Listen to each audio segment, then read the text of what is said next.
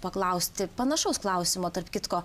Kodėl jūs galvojate, kad būsite geresnis prezidentas, nei iki šiol buvę? Aš skirtingai negu dabartiniai politikai nesakau, kad prezidentas tai yra vien tik užsienio reikalų išmanytojas, arba kad Konstitucijoje parašyta, kad pagrindinė funkcija yra užsienio reikalai. Jeigu mes pažiūrėtumėm Konstituciją, mes pamatytumėm tik vieną vienintelį sakinį apie užsienio reikalus. Ir tai ten parašyta, kad prezidentas kartu su Seimu ir vyriausybė sprendžia užsienio reikalus. Iš tikrųjų, 90% prezidento funkcijų yra teisėsauga.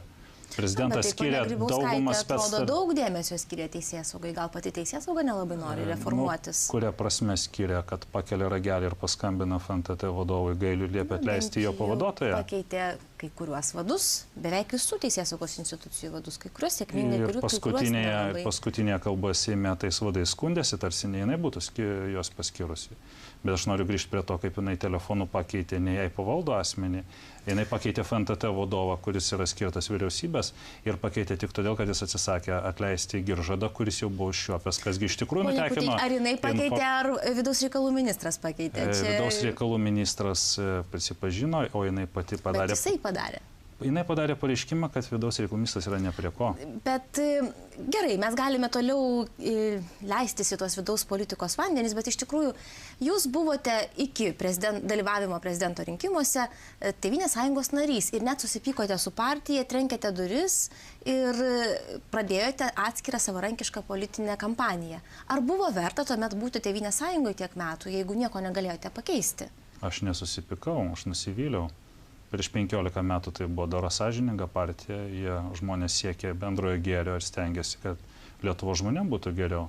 Per 14 metų Tėvynės sąjunga nusirito iki to, kad pradėjo remti štai tokius prezidentės veiksmus, apie kurį aš bandau ir pasakyti. Tai jūs dėl prezidentės veiksmų atsisveikinote dėl partijos veiksmų, kuriais jinai nusisuko nuo žmonių ir pasisuko grinai nomenklatūros pusę.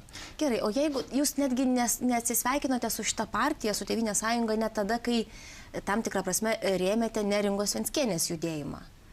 Kodėl tuomet nepasakėte viso gero ir neprisijungėte prie to judėjimo? Čia tas toks pats metodas kaip su Nausėdos dalyvavimo rinkimuose. Aš rėmiau žmonės, kurios mušė su buožėmis per tarpukojį. Garliavos šturmo metu invalidus parvertę kaukėti pareigūnai panašus į berkutininkus Ukrainoje. Ir aš užsistojau to žmonės, o tuo metu dabar tie politikai, kurie smerkė, kurie gynė mūsų berkutininkus, po to važiavo ant Ukrainos barikadų lipo ir aiškino, kaip gražu čia, kaip demokratija klesti ir kaip visi turi teisę mitinguoti. Kada privačiam kieme sumuša invalidą ir daužo kaip partizanų vadui Ramanauskui Vanagui per tarpuką ir sužaloja lyties organus ir prokuroras skirtas prezidentės aiškina, kad viso zakona, tai aš atsiprašau, reiškia. Tai kaip čia pasakius, dvigubi standartai.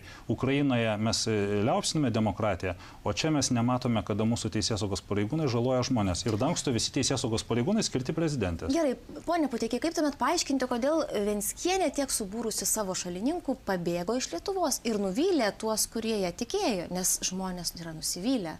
Jie apie tai kalbėjo mūsų studijoje.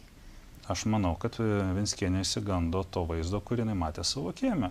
Jeigu mušami invalidai ir prokuratūra... Bet jinai išdavė to žmonės, kurie ją pasitikėjo, ar ne, pabėgdama iš Lietuvos? Jeigu sumuša invalidą su buožė per lyties organus, natūralu, kad gali sumušti ir Venckienę kalėjime.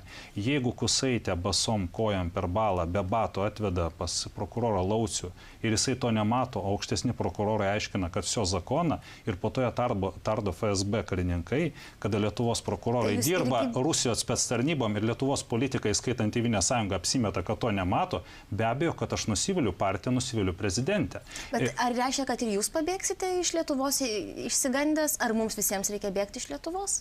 Tegul bėga tie, kurie Kusaitės byloje vykdė Rusijos spectarnybų nurodymus, kas šiandien labai gerai ir drąsiai išaiškina 3 labai keista drąsūs ir principingi teisėjai. Lietuvoje jau yra 4 teisėjai, kurie nebebijo nomenklatūros prezidentės. Bet jie nebėga, bėga kiti. Ačiū Jums už pokalbį.